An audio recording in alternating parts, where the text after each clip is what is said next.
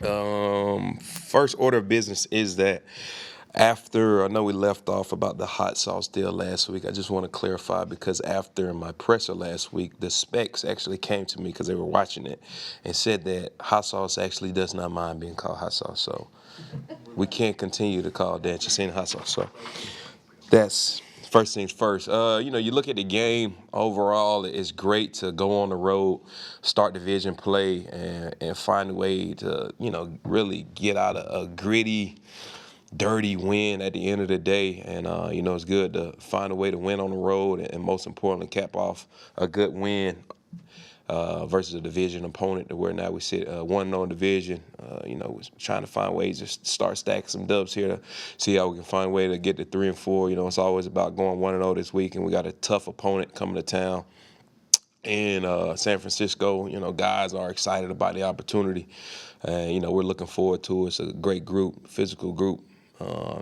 Really matches our style of play on who we are and how we identify ourselves. And so it's going to be a slugfest, and we're looking forward to it.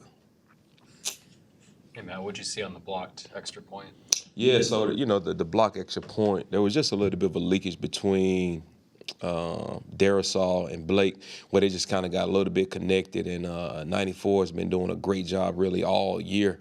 That makes really his second block now, and he's basically come close, just being a C-gap swimmer there.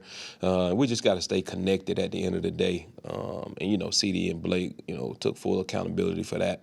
And, you look at it and just kind of fell asleep there. Did a great job protecting overall throughout the entire day, just had that one mishap. Do you think you'll have a kickoff return? Yeah, good question, Kev. It's great, just getting Kene back on the football field last week as we opened up his 21-day window. And, it's safe to say he was looking good out there, moving around really well. He's feeling good, feeling back confident again, really has his kind of football legs back under him. And so with that, Kene will assume back his role kind of in, multiple phases there, but most importantly at the returning spot on kickoff. How does that sort of change the math for you when it comes to when to bring it out and when not to? Yeah, well, Matt, the mindset is always if it's something that we like, especially if it's considered what the matchup is from a kickoff standpoint. How do we feel about it being an advantageous phase for us? Kene has always been one. I mean, he's an all-pro returner. We want to try to find a way to get the ball in his hands as many times as we can. And so with that, we'll think about. Not even think, but we'll be aggressive back there when it comes to him bringing out maybe 5, 6, 7, 8, 9, 10 yards deep. Whatever the case may be, until somebody got to kind of put a choke collar on me and tell me that's enough. So until then, we'll continue on with that simple approach with the aggressive mindset. Guys are excited to get Kene back there, and TC has done an unbelievable job with the opportunities that he did have. With that, we'll find ways to see how we can find a way to make an impact in that phase. Does the aggressiveness change for you based on who the returner is, and if a returner shows you something? In other words, does he get more of a green light just because of who he's been? For sure. Yeah, absolutely, Ben. Yeah, I would say that Kene does get a little bit more of a leeway back there.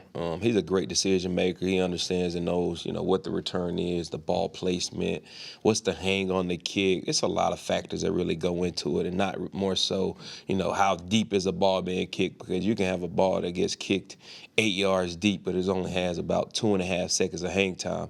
Well, that's a ball that we probably want to go ahead and bring out, just because the kickoff team is probably still only on the minus 40-yard line by the time we catch it. And so for us, that's almost kind of like the ball getting caught on the goal line, and so that'll be a ball that we want to go with. But when you got that type of caliber of returner in Kene, you want to be able to give him that access and that freeway. And again, we trust him back there. He's a great decision maker, so he won't do anything to hurt the team because he selfishly wants to bring the football out.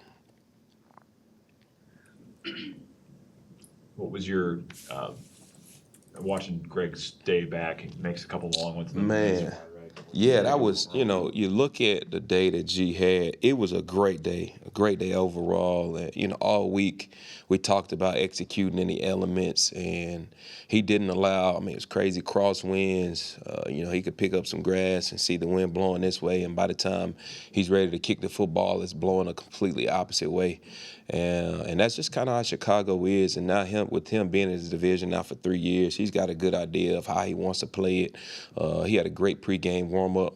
And it just kind of carried over into the game. And again, he hasn't been getting that many opportunities in the games, but his practice reps, how he goes about it, his process has been true and through, and it's showing up on game day. And you know, those 2 kicks, the 53-yarder and 51-yarders, were huge kicks in a football game that played a major role in us capturing a victory there.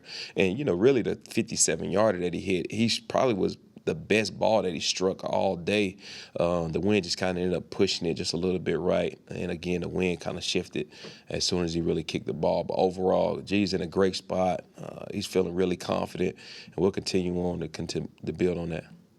How have you tried to balance Josh Metellus' snaps, just given how much he played on defense over the course of his Yeah, career? Alec, his role is increasing, I mean, weekly. You know, it's going from, you know, where it started off, he's 75% of the defensive snaps, to last week he's at like 95%. So we just got to be careful as the season starts to pick up and we're starting to get into week 7 now. Just want to be mindful about how much taxing on his legs and his preparation from an SC standpoint. And so we're just being careful with that. But he's still a pivotal piece and what we want to get done from a special teams phase. So, you know, we're trying to delegate his job responsibilities amongst a lot of different other individuals just to kind of give him a break. Thanks, everyone. Cool. Thanks. Appreciate y'all.